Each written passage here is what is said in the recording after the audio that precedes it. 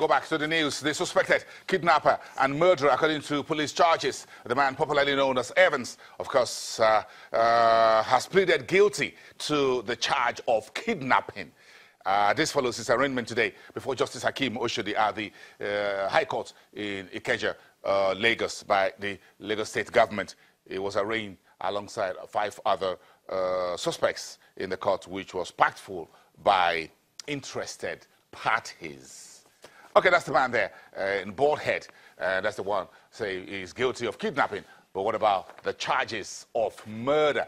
The police and the authorities still holding that. That's top of the news when the hour comes. But of course, I'm a little bit in a hurry to get August out of the way and start the month of September. So tomorrow is the final trading day for August. It's the 31st of August. The public holidays, Friday, the 1st of September. Of course, it's going to be an early holiday in the Middle East. Today is the final trading day. I think I just got that locked up somewhere in my head. If you're trading the Middle East markets, they are going for the long Muslim holiday from today.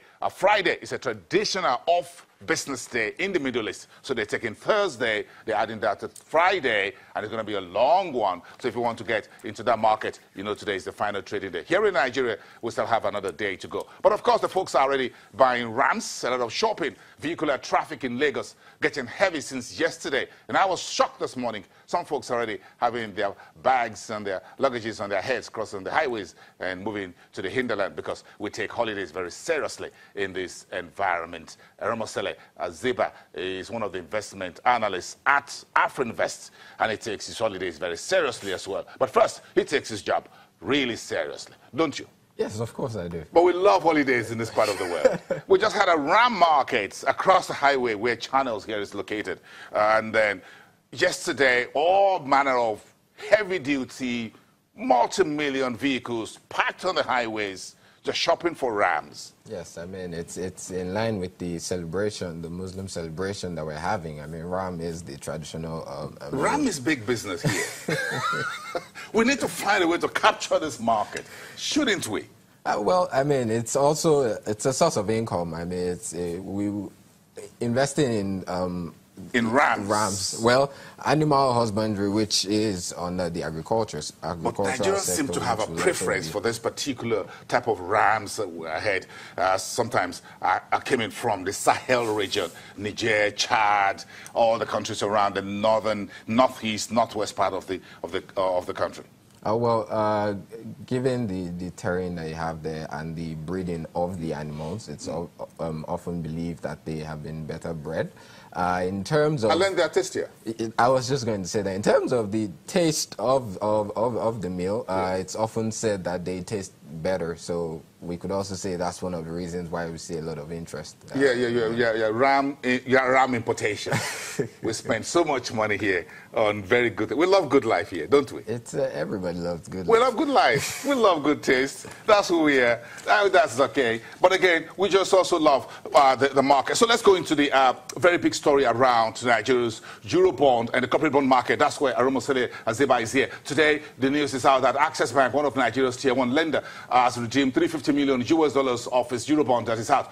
Access still has about 2 other dated instruments at the global marketplace. Access Bank is one of the 7 Nigerian banks that have their bonds listed dollar overseas. Of course, the Nigerian government has about $1.5 billion out there and another diaspora bond that's already floated. So we'll all put all of that together in front of Ramosele to talk to us. And they've done some 1 or 2 few infographics to talk to us. Yes, Ramosele, let's go with the Sub-Saharan Africa Eurobond performance. The story in the last couple of days was that African Eurobonds are doing well, globally speaking, because we seem to have the sweetest yield curve, even more than a number of other emerging market issuers. Yes, I mean, there's been a lot of interest in African Eurobonds. If you look at the performance of Sub-Saharan Eurobonds, so you look at the likes of Kenya, you look at the likes of Nigerian Eurobonds, South African Eurobonds. Of all this, the Kenyan instrument seemed to be the best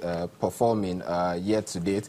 But if you think about the fact that in most of the developed nations, we have lower interest rates, given that most of them have adopted an easy monetary policy over the past year. We've seen a lot of interest come into into African markets where investors can get higher yields on their investments, and this is one major driver of what we've seen in our markets. But again, if we look at Africa, South Africa is still the king in terms of, one, the size of the Eurobonds. And again, but of course, South Africa seems to have some of the lowest yields, and that's part of what you we're pushing out there to our viewers there. You can look at the current yield, about 2.2%, the lowest for South Africa's sovereign 2019 maturing paper.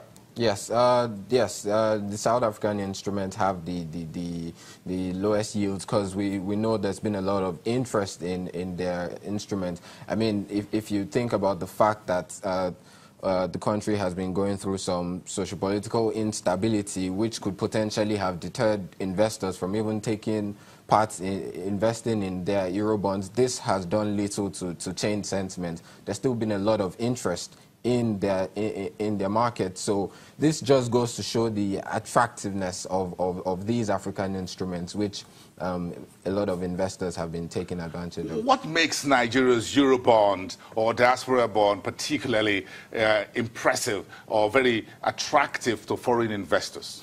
Okay, well, currently, if you're looking at prospects for the country as a whole, we've seen an increase in oil prices. Some of the challenges that we're facing, that oil sector with regards to disruptions to oil installations, that has also been curbed. We've seen production volumes go up. We've seen the general conditions within the economy improve. Looking at GDP, there are already talks of the economy actually coming out of a recession as early as the release of second quarter of GDP numbers. So prospects are looking a lot brighter. Also with regards to FX liquidity within the system. Since second half of 2014, we know with the drop in oil prices, we had a serious FX crisis in our markets, which has deterred investors. But now we've started to see a lot of developments in that space, increased FX liquidity, and this has created this sort of positive ambience for investors to come into the market. And so this is one of the attractive points of our instruments.